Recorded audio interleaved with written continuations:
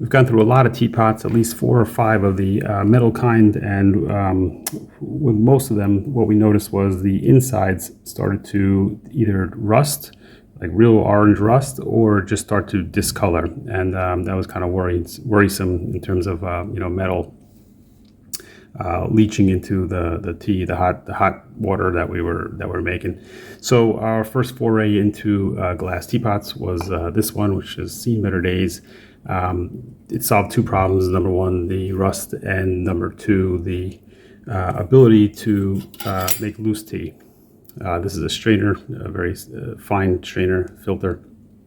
The problem with this one was many. Number 1, the design of the handle. You couldn't grip it without touching this and burning the hell out of your hand. Number 2, you literally couldn't put more, even though it looks like of a decent size, you couldn't put more than this amount of water inside. So you basically lost almost 1/3 of the capacity because that water would start to bubble out over this. Just a lot of problems. So we eventually upgraded to the Ehugos. And this seems to be a great little design. You can hold it, as you see, my knuckles are not touching the glass. You can avoid that. Number 2, it holds 52 ounces, which is about 6 cups, 6 regular cups. I'm going to show you a demonstration. What it's known for, and one of the beauties, not only does it have a larger strainer so we can make more tea, this is a super fine strainer. These are tiny, tiny holes, very hard to find.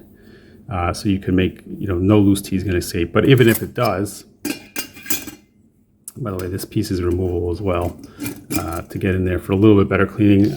I can barely get my hand in there with a thing. If you have a small hand, perhaps that's my only complaint. This could be just a touch larger, but going back, this is the primary strainer.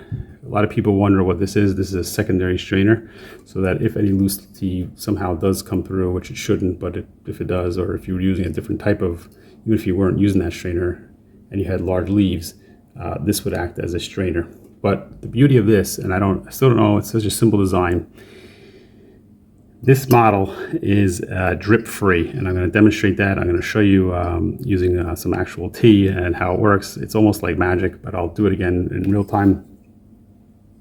Here, I'm going to cut to the clip.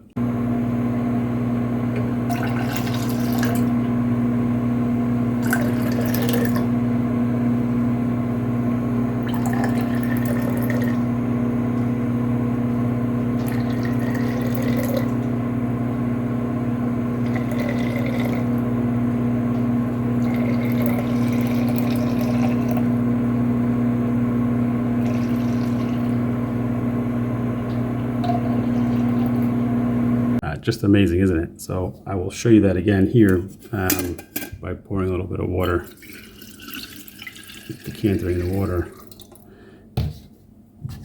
and pouring it in real time. But no matter what you do, it never drips.